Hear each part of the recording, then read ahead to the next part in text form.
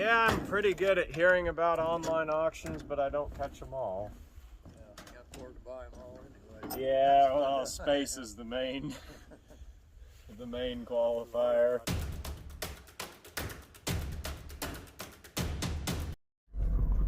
So one bored evening, I poked around on an online auction. They had a couple Geo Metros, a couple Datsun 210s. I threw in cheap bids on all of them, thinking, yeah, I may get one. And surprise, I won all 4 of them. So, in addition to the 2 Geo Metros and 2 Datsun 210s that I already own, this will make a grand total of 8. 4 Metros, 4 Datsuns. And to make it all even more, I did buy the contents of all the shelves inside the building. So there's parts and parts and parts, mechanical, body, you name it, it's in there on the shelves. So I brought my parents along and we're gonna get loaded up. A few extra Datsun pieces here, the 5-speed transmission, rear axle, chassis, brake, drive shafts, spare Datsun engine, this one's supposed to run,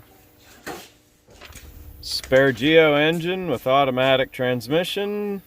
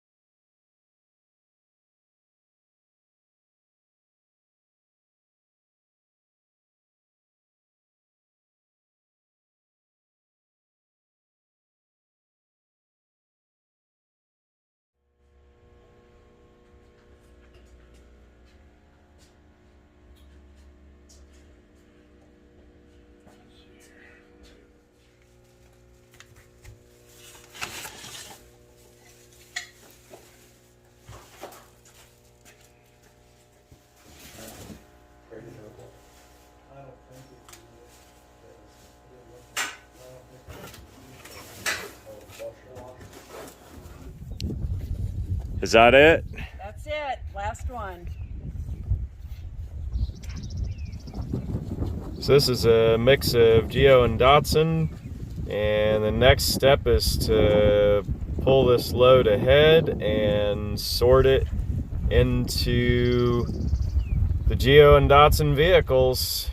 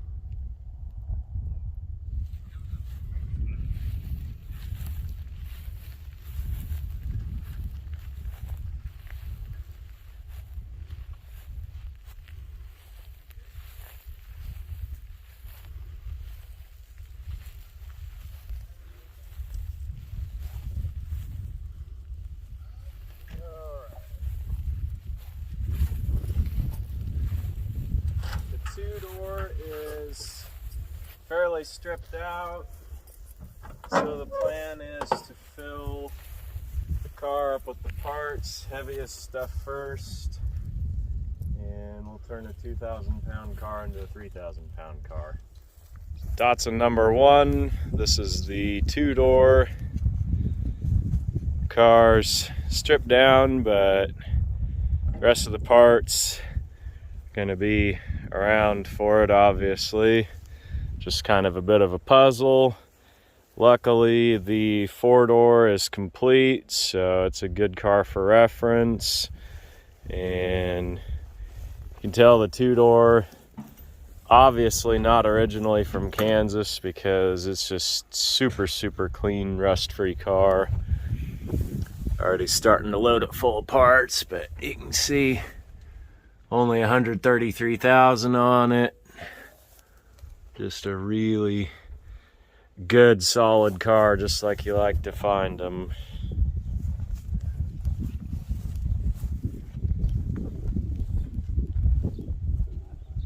Then the 4-door is the exact opposite.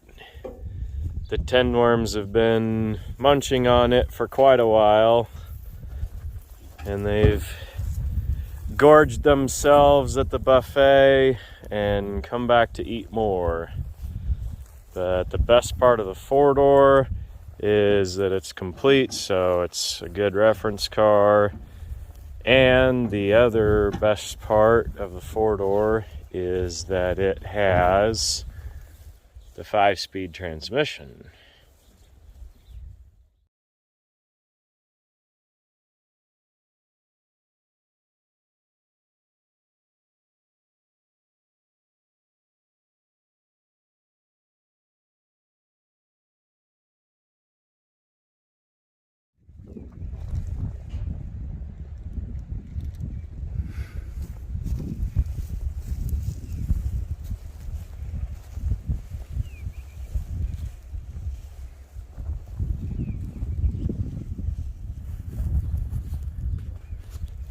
I'm ready.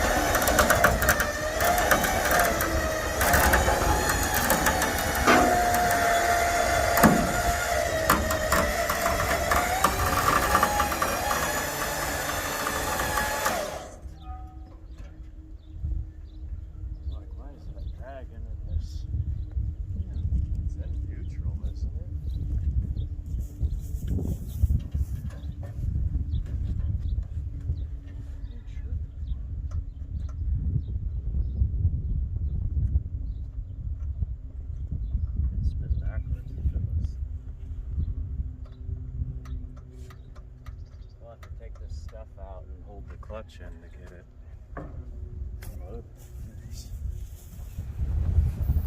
One more that they did sell was this 1946 to 48 Plymouth. This one I thought sold for quite a bit. It was like 2,500 bucks, and there is a bit of damage on it that needs repair. It's got some cool old stickers. I think it's like a vinyl tuck and roll interior. Stock 6-cylinder. Just kind of has a bit of a 60s vibe to it. It's been repainted in that early 60s teal color. See the original green there in the inside. Good bit of damage here in the corner. It will take straightening to get a fender fit back on there, and then find the fender, replace a broken bumper, along with all the usual restoration work required. So I thought $2,500 was fair price for what it is. I mean, it's kind of a neat car, just being 75 years old and pretty rust free. More old stickers on this side. Good old Plymouth coupe.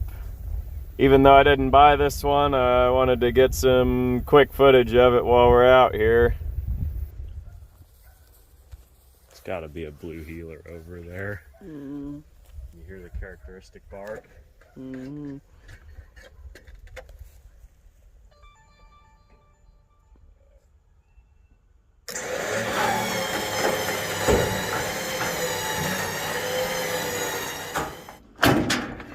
Yeah, I'm pretty good at hearing about online auctions, but I don't catch them all.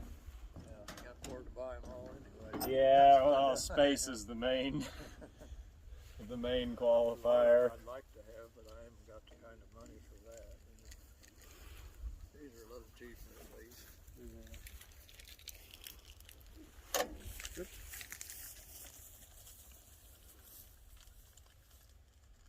Okay.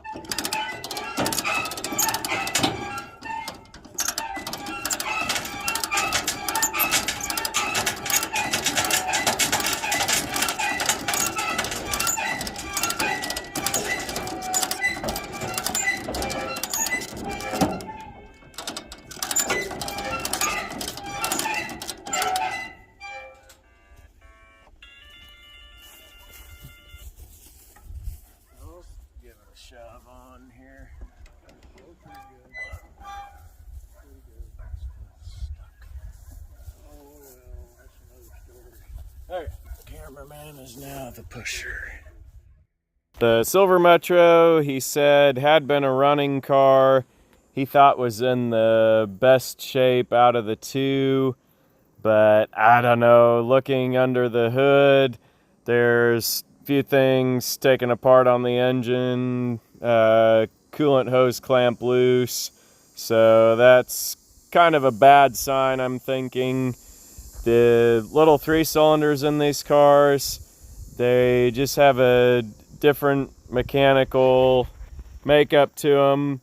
They love to blow head gaskets. You can see the carnage there in that one. Tiny little cute engines. Great fuel economy, but there's just, I wouldn't say a temperamental aspect, but you have to understand the construction and the engineering of them.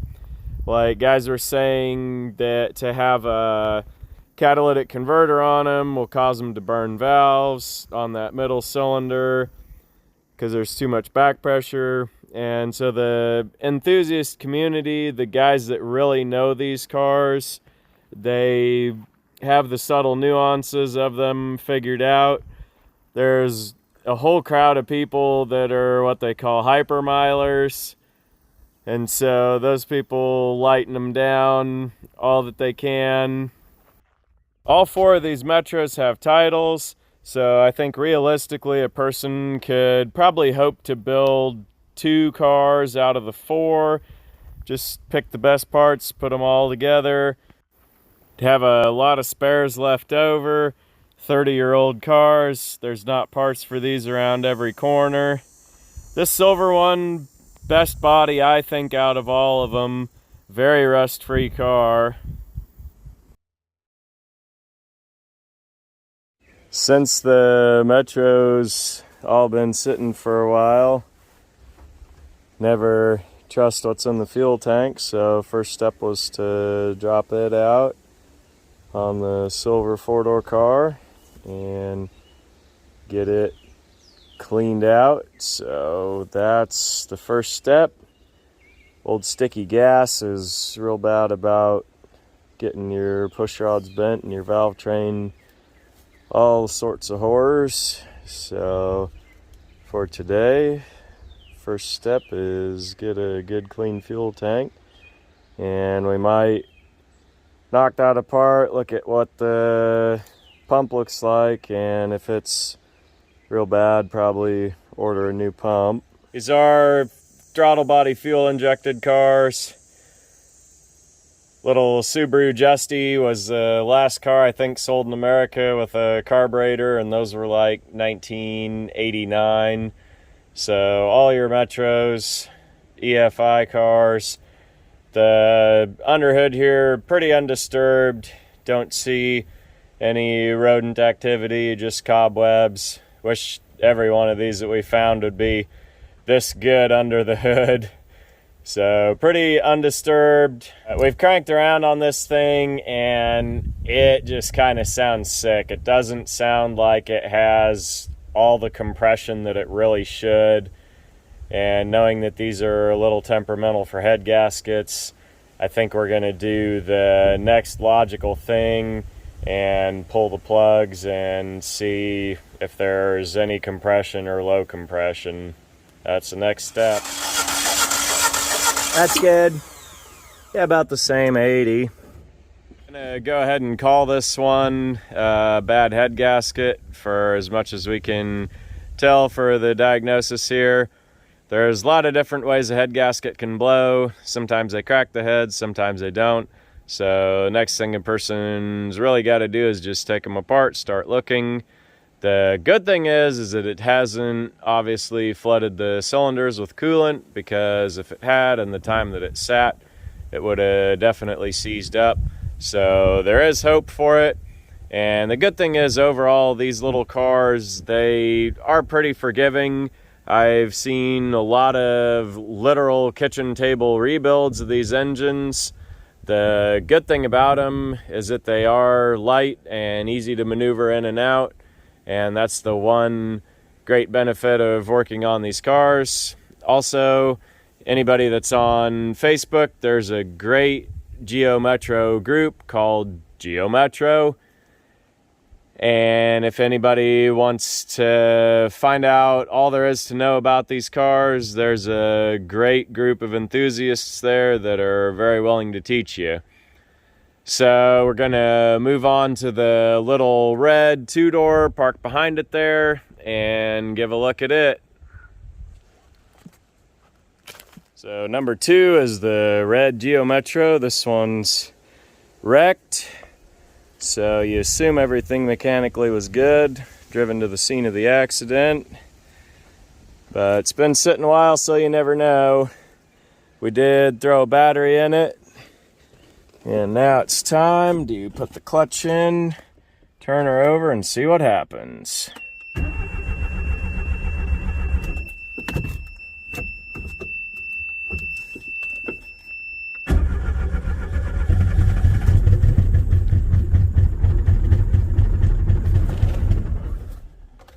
Pretty good for just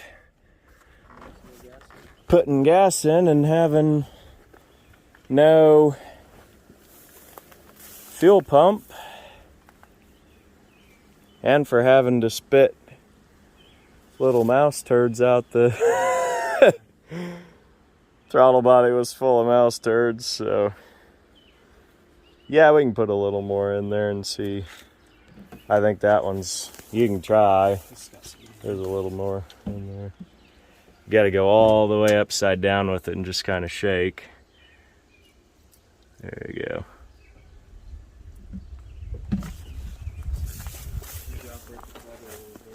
Yeah, I was at the end.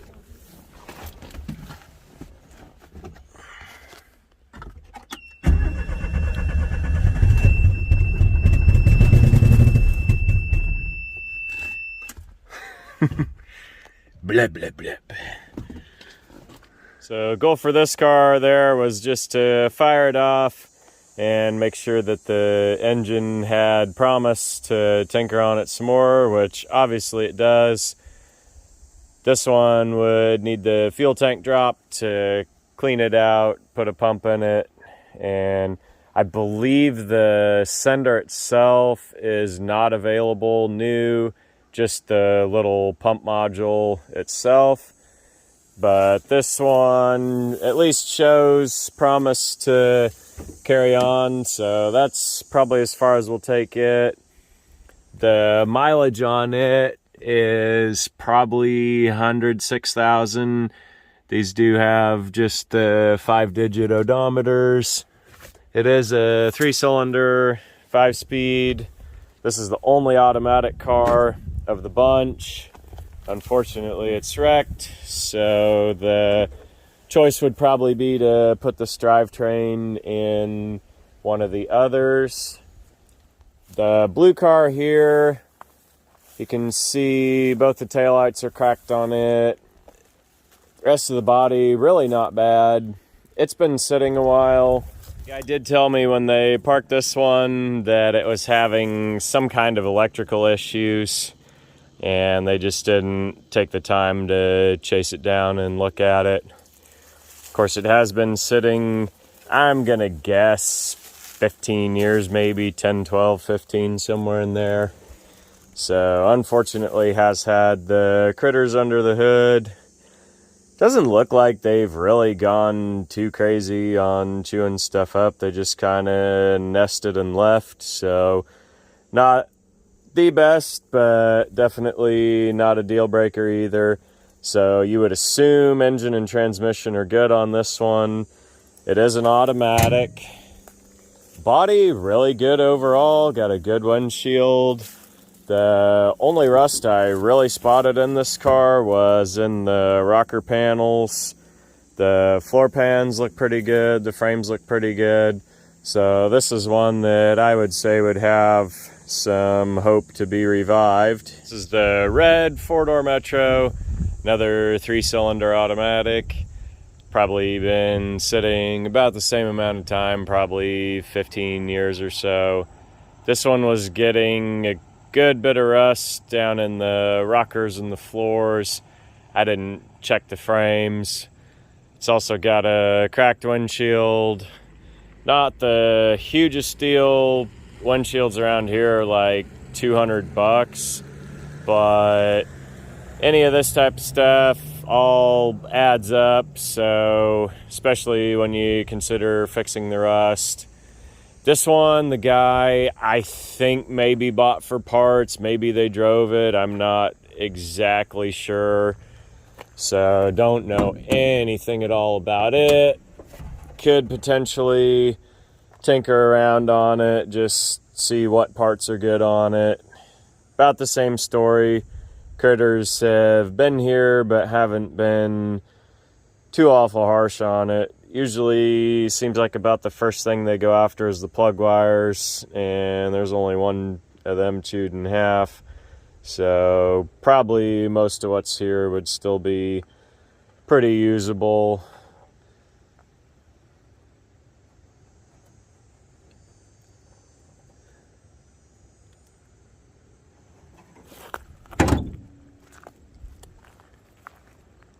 There was quite a gang of parts that I got with these cars. There's body, mechanical, engine stuff. There's a whole other engine you saw there on the trailer, and this was the head that came off of it. This one, automatic, like I said, showing 84,000 miles, so who knows. One of these little Japanese cars, it could be 84 original, or it could be 184. All around pretty unmolested car, and a lot of good parts that could come off of that one. Since the fuel tanks aren't reproduced for these, the aftermarket never picked them up, so kind of like to get them pulled and cleaned just so they can be stored and not go to waste sitting.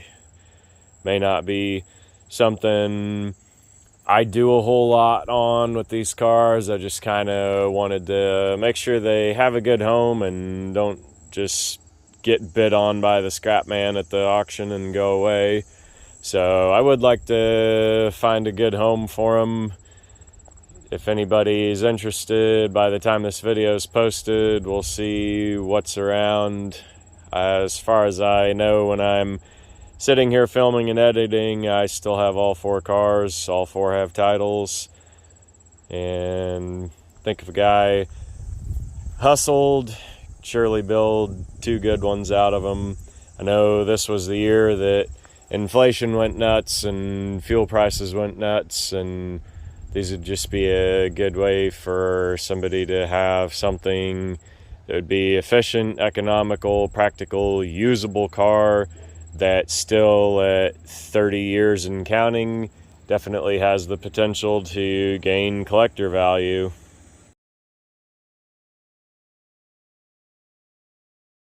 4 Geos, 3 service manuals, 90, 91, 92.